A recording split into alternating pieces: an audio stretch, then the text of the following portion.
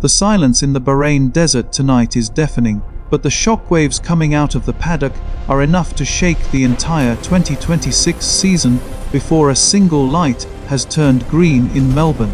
We just witnessed the final day of pre-season testing for the most radical rule change in Formula One history. And if you thought the engine wars were the only story, you haven't been paying attention to what just happened in the final hour of running. This isn't just about lap times anymore. This is about a complete shift in the power dynamic of the sport. We are looking at a grid that has been turned completely upside down, and the drama unfolding behind the garage doors of Ferrari, Red Bull, and Mercedes is bordering on psychological warfare. Let's start with the absolute bombshell that dropped at exactly 4:15 p.m. local time, while the world was focused on the 18:1 compression ratio. Technicalities, Charles Leclerc and Ferrari decided to stop playing games. For 3 days, we saw the Scuderia running heavy fuel loads, looking stable but unremarkable. Then, in a move that sent every rival engineer sprinting to their monitors, Ferrari unleashed the F26. Leclerc didn't just beat the fastest time, E-Fersen 31.992. To put that into perspective, that is nearly 2 seconds faster than the simulated safe pace the FIA expected from these new active Aero cars. But it's not just the time, it's how he did it. The secret that every photographer in Bahrain is trying to capture right now is the variable geometry flaw. As Leclerc hit the main straight, GPS data showed the Ferrari's ride height dropping by a staggering 15 mm without any visible hydraulic activation. Rival teams are already lodging informal protests, claiming Ferrari has found a way to use the new MGUK energy recovery system to magnetically manipulate the car's suspension under high load. If this is legal, Ferrari hasn't just built a fast car, they've built a car that exists in a different dimension of physics. The paddock is whispering one word: dominance. But as we know in F1, being this fast this early usually puts a massive target on your back. While Ferrari is celebrating, the atmosphere at Red Bull Racing has turned incredibly cold. For the first time in the Max Verstappen era, there is genuine tension visible between Max and the engineering team. We saw Max climb out of the RB22 mid-session today, shaking his head and walking straight to the back of the hospitality suite, bypassing Christian Horner entirely. The secret everyone is trying to uncover is why the Red Bull looks so nervous in low-speed corners. The RB22 was supposed to be the master of the 2026 Aero regulations, but today, they looked like a team struggling to understand their own creation. Is it sandbagging? Is Max just playing a high-stakes game of poker to lure Ferrari into a false sense of security? Or has the departure of key technical staff over the last 2 years finally caught up with the champions? The telemetry shows that Verstappen is losing nearly 0.4 of a second just in the heavy braking zone of turn 10. That's not hiding pace. That's a fundamental balance issue that could take months to fix. Then we have the absolute chaos at Mercedes. Lewis Hamilton may have moved to Ferrari, but the drama stayed at Brackley. Kimi Antonelli was flying in the morning session, showing that the Mercedes power unit is undeniably the strongest on the grid. But then, the final day drama hit hard. A total catastrophic failure of the active Aero system saw the front wing flaps stick in the low drag position while George Russell was entering the high-speed turn 12. The result? A terrifying trip through the gravel that ended their day 3 hours early. The secret circulating in the media center is that Mercedes' active sync software, the brain that controls the moving wings, is being hacked by its own complexity.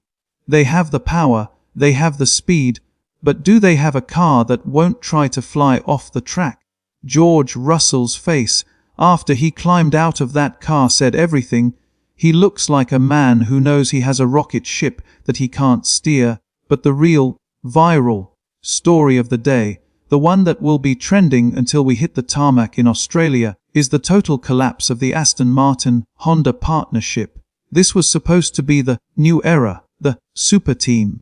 Instead, Fernando Alonso spent more time talking to the TV cameras than he did driving the car. The Honda energy store is reportedly overheating after just 4 consecutive push laps.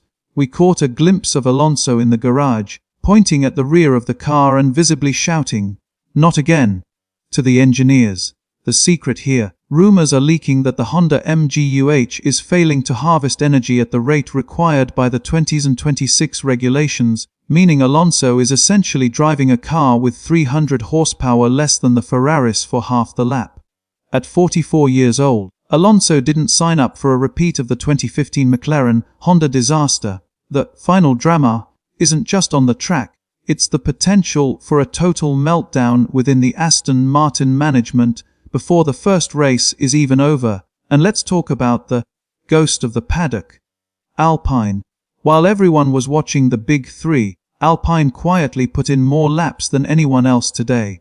No headlines, no purple sectors, just relentless consistency. The secret drama here is that Alpine might actually have the most legal and reliable car on the grid, while Ferrari and Mercedes are fighting FIA investigations over flexi, flaws, and active Aero glitches. Alpine has built a tank in a season where 50% of the field might DNF in the first race due to the complex new electronics. Boring might be the fastest way to the podium. The final hour of testing tonight felt like a fever dream. The lights went down, the floodlights came up, and the true hierarchy was laid bare. Ferrari is the undisputed king of raw pace. Mercedes is the king of power but the slave to reliability. Red Bull is a wounded giant, confused and searching for its lost magic. And McLaren, Lando Norris ended the day in P2, but he did it using a qualifying mode that supposedly drained the entire battery in a single sector. High engagement, you bet.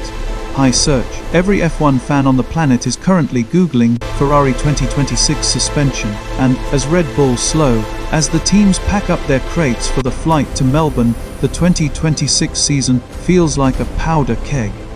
We have the fastest Ferraris in a generation, a rookie at Mercedes who is fearless but driving a glitchy masterpiece, and a world champion in Verstappen who looks ready to boil over.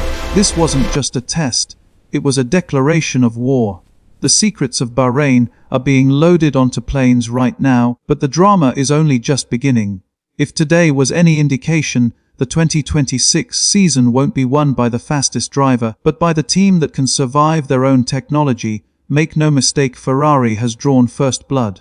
The 1C31 992 is the time that will haunt Max Verstappen's dreams tonight. The final day of drama has delivered exactly what we wanted: total uncertainty, massive technical scandals, and the feeling that, for the first time in years, the World Championship is truly wide open. Who is your money on? Because after what we saw today, everything you thought you knew about Formula One is officially obsolete. Welcome to the new era. It's faster, it's louder, it's more controversial, and it is going to be absolutely legendary. Melbourne can't come soon enough. Get ready, because the secret is out. Ferrari is back, and the rest of the world is scrambling to catch up.